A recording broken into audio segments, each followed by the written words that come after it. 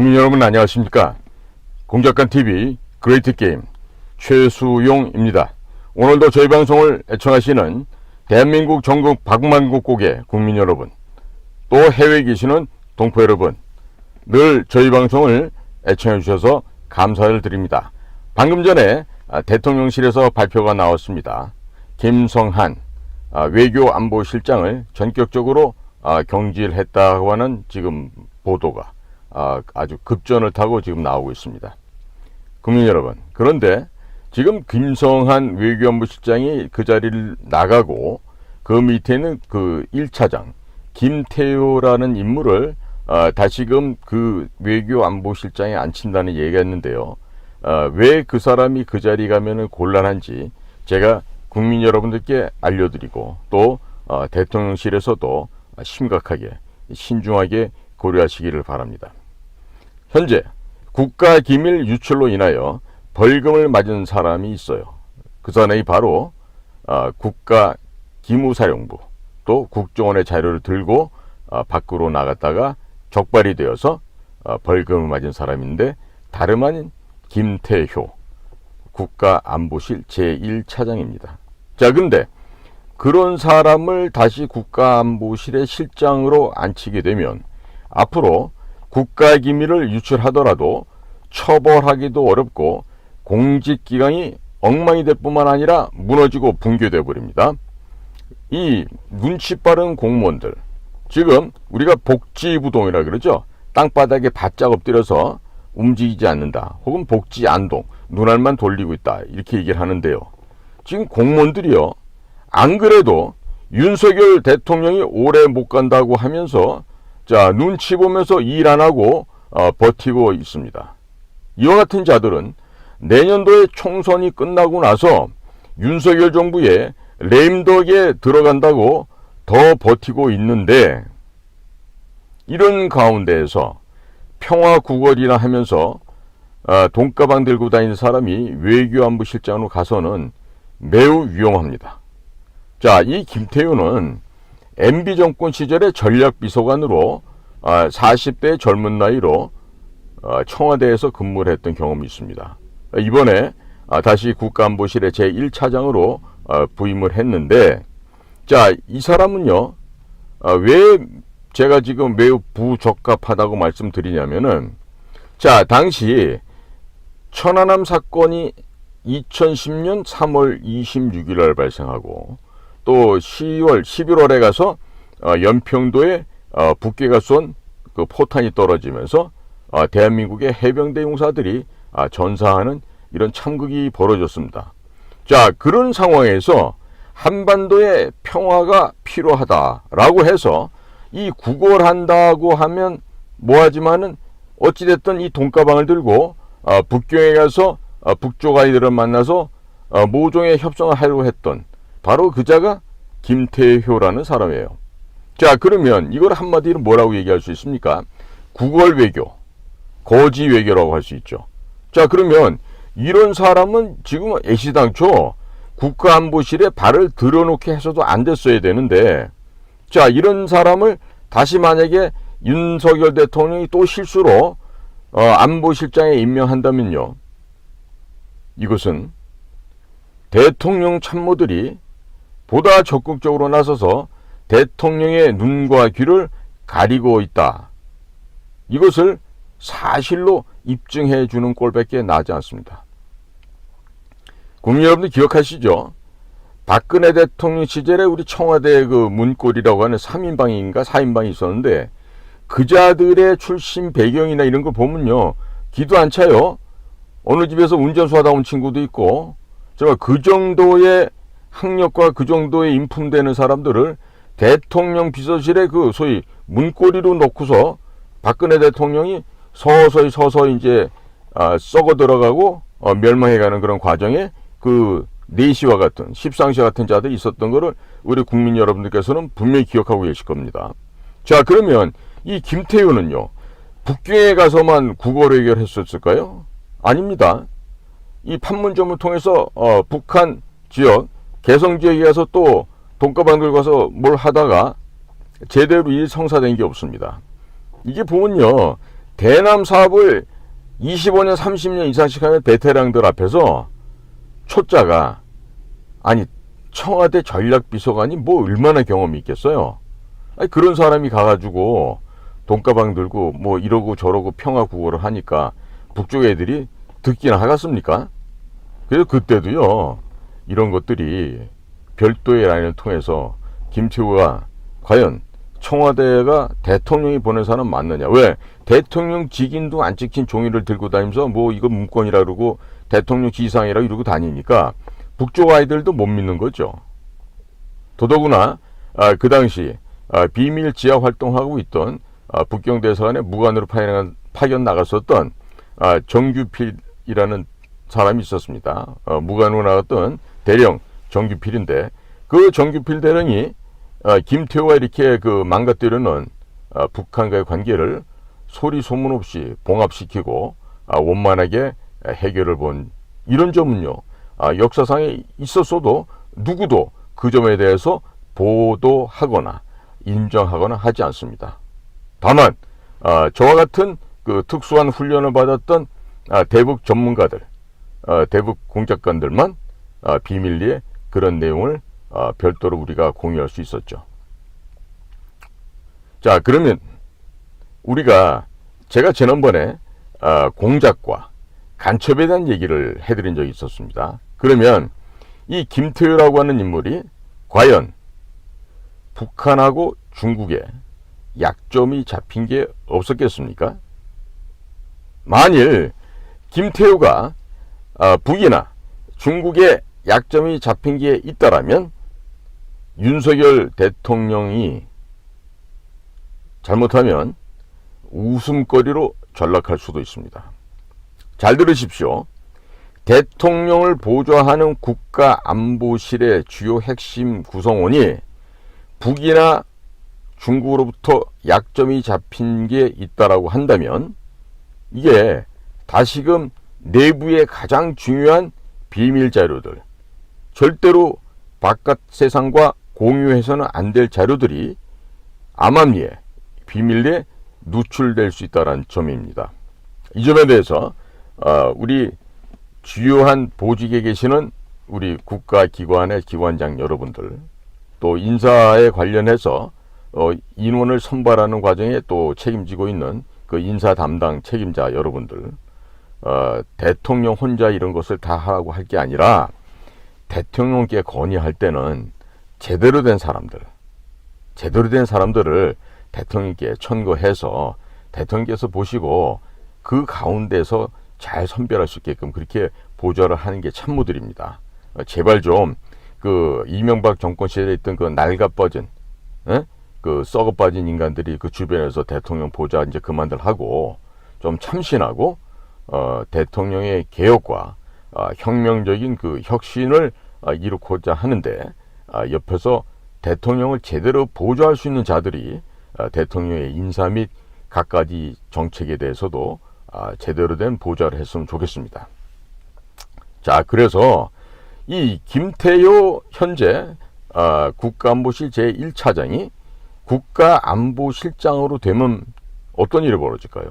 이것도 벌써 이제 비서실 내부에서 파벌 싸움을 했구나, 이 파벌 싸움을 해서 이 국가안보실장이 잘렸구나, 이런 것처럼 보여지게 된다는 말이죠. 그러니까 지금 상황에서는 이 김성한, 김태효 이 두 사람 다 이 국가안보실에서 배격해야 됩니다. 제거해서 내다 보내고 새로운 인물로 전면적으로 교체하는 것이 필요하다고 보여집니다. 그렇지 않으면요, 공적사회 기강이 매우 문란해집니다. 자, 그리고 추가적으로 제가 좀 강조해야 될 사항은요, MB 시절에 MB 옆에서 그 기생했던 청와대 출신이나 장창한 출신들, 이런 그 MB맨들을 자꾸 등용하시게 되면요, 대통령도, 현재 윤석열 대통령도 퇴임 후에 이명박 MB 대통령처럼 감옥 갈 수도 있습니다. 그야말로 대통령 하느라고 고생 실컷 하고요, 나중에 개망신 당하는 수가 있습니다. 자, 그러면 이런 사람들은요, 만약에 윤석열 대통령이 난감한 상황에 빠지게 되면 목숨 바쳐서 윤 대통령을 구할 사람일까요? 절대로 아니죠. 현재 윤석열 대통령이라고 하는 대통령의 힘, 대통령의 파워를 방패 삼아서 자기들은 호가호위하면서 그냥 단물 빨아먹을 거는 쭉 빨아먹고요. 자기 살궁리만 해요. 대통령이 어떻게 되거나 말거나 그 사람들한테는요, 털끝만큼도 관심이 없습니다. 그게 바로 MB 정권의 특징이고 MB맨들의 공통된 모습들이에요. 자, 그러니까 윤석열 대통령이 어떻게 하셔야 됩니까? MB 정권에 기생했던 그자들 가급적이 아니라 절대적으로 멀리 해야 됩니다. 자, 우선적으로 오늘 김성한 외교안보 실장, 비록 그가 대통령과 초등학교 동기 동창이라고 했지만 결국 지금 아주 빙산의 일각으로 드러난 게 미국 측에서 요구하는 국빈 만찬 행사를 그냥 연기시킨 것도 아니고 묵살해버렸다는 거 아니에요? 이건 있을 수 없는 얘기예요. 더더군다나 제가 그 윤석열 대통령 지난번에 그 처음에 그 스페인 갔다 오실 때 그때 얘기도 막 했을 때 제가 들은 얘기가 있어요. 뭐냐면 이 대통령실, 과거 같으면 청와대죠. 이 대통령실의 외교, 특히나 의전실, 또 외교 비서관실 이런 데가 문재인 때 임명해뒀던 사람들이 상당수가 제거되지 않고 있었다고 제가 얘기를 듣고 있어요. 이제서 많이 늦었죠. 많이 늦었는데 지금이라도요, 대통령실과 주요 핵심 참모진들은요, 눈을 부라리고 찾아보십시오. 다시 한번 강조합니다. 김성한, 김태호 이 두 사람, 두 김씨 학자 출신의 실장과 1차장은 반드시 이번에 전격적으로 교체해야 됩니다. 거의 이 뭡니까 그 종양 암덩어리 이거 제거해내듯이 그 살이 아플 수도 있겠지만 과감하게 도려내야 돼 이럴 때는. 그리고 이런 사람들을 배제시킴으로써 그 눈알만 굴고 일 안 하는 그 복지부동하는 공직자들 있죠. 소위 공무원이라는 자들, 이 자들에게도 경종을 울릴 필요가 있습니다. 국민 여러분, 태무진, 징기스칸이 아시아 대륙을 석권하고 유럽을 정복하는 데 있어서 그들은 그 몽고 말이라고 하는 그 기동력 있는 그 기마병들을 활용한 측면도 있지만요, 진짜 중요한 점이 있습니다. 징기스칸은 정복지에서 다 죽입니다. 다 죽입니다. 소위 사람이라고 할 수 없을 만큼 가축 정도나 고기를 쓰지 살아있는 생물은 다 죽입니다. 자, 이 얘기는 뭐냐? 그만큼 절대적인 복종을 하지 않고 힘에 저항한다. 그랬을 때는 남는 거는 뭐 어떤 귀향 이런 게 아닙니다. 바로 그 자리에서 즉결 처형하는 겁니다. 없애버리는 거죠. 그러니까 이런 것에 다른 이민족들이 치를 떨고 겁을 냈던 거예요. 자, 대통령님과 대통령을 옆에서 측근해서 보조하시는 분들 잘 들으십시오. 세월은 지났지만 징기스칸의 그 사람을 대하는 태도를 잘 보고 배우시기 바랍니다. 가혹하게 적들을 살육하고 씨를 안 남기고 다 죽여버렸지만 또 한편으로는 와서 허리 굽혀 인사하고 저항하지 않으며 충성을 다짐하는 자들은 이민족이라 하더라도 그 사람들을 불러다가 썼어요. 그래서 징기스칸의 그 전략, 책서를 썼던 야율초제라고 하는 자도 바로 징기스칸과 같은 부족이 아니었습니다. 이민족이었지만 겸손하게 징기스칸 앞에서 머리를 숙이며 징기스칸에게 충성을 다하고자 했을 때 징기스칸은 의심하지 않고 발탁해서 썼습니다. 즉 그가 평미 출신이고 뭐 천한 출신이건 간에 상관없이 그 사람의 됨됨이와 그 사람의 역량을, 능력을 보고 중시해서 등용했다고 하는 점이죠. 대통령께서 또 대통령을 보좌하는 인사 담당 참모진들에서는요, 그 이전 정부에서 무슨 장관했습니다, 차관했습니다, 국장했습니다, 이게 중요한 게 아니고요. 정말 그자가 그 일을 제대로 할 수 있는지 없는지 누가 제일 잘하겠습니까? 인사실에서 할까요? 아니죠. 본인이 제일 잘 알고 있습니다. 본인이. 그러니까 그 일을 감당할 만한 사람은요, 설령 지금은 넝마주의처럼 뭐 저쪽에서 담배가게 아저씨처럼 보일지라도 진실로 역량 있는 사람들은 자기의 모습을 여간해서 드러내지 않습니다. 자랑하지 않습니다.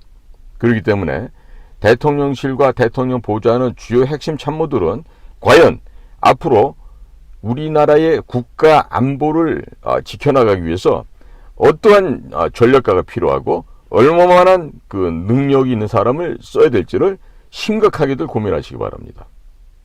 찾아보세요. 많이 있습니다.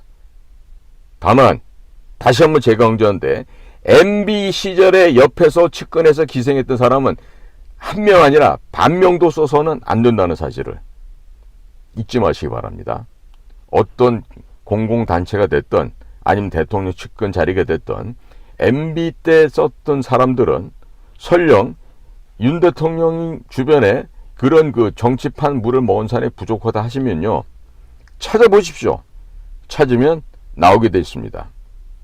뭐 제가 이전 정부에서 뭐 했습니다 이렇게 떠들고 다니는 사람들 있어요. 절대로 귀도 한번 듣지 마세요. 제가 보니까 마음이 가난하고요, 능력이 없을수록 명함에다 어떻게 하는지 아세요? 서울대학교 무슨 과 졸업, 어디 대학원 졸업, 어느 대학교 석사, 어느 대학교 박사, 그리고 뭐 자신이 뭐 있었던 뭐 국가기관이면 국가기관, 뭐 어느 뭐 연구소 그 타이틀을 적어요. 타이틀을 왜 적겠습니까? 나 이렇게 능력이 있다는 거죠. 근데 그 능력이 정말 능력으로 갔어요? 아니면 돈 고이고 상납하고 아첨해서 갔어요? 그 대부분 후자가 대부분이거든요. 공직사인 그래요. 그래서 저도 제가 살아있는 전설 얘기, 우리 백호 선배님 얘기했지만 그 백호가 했으면은 안기부장 누구보다 잘했겠죠. 그런데 그런 사람은 절대로 안기부장 안 돼요. 어디서 날라온 쓰레기들 같은 것들이 안기부장도 하고 국정원장도 하고 한다고요. 그러니까 이제는 윤 대통령께서 아마 보니까 목숨을 걸고 이제 가시는 것 같아요. 좋습니다. 윤 대통령, 국민 한 사람으로서 뒤에서 제가 응원합니다. 대통령이 목숨을 거시잖아요. 나머지 것들 다 목숨 걸 수밖에 없어요. 그리고 대통령이 사자로 돌변하잖아요.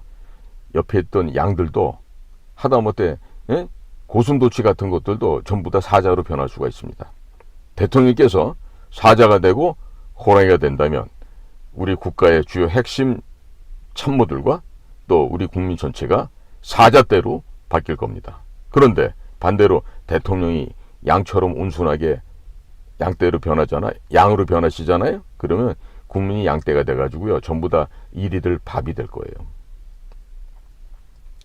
유비무한 항시 준비하고 대비해야 됩니다. 오늘도 저희 공작관 TV 그레이트 게임 경청해 주셔서 대단히 감사합니다. 고맙습니다.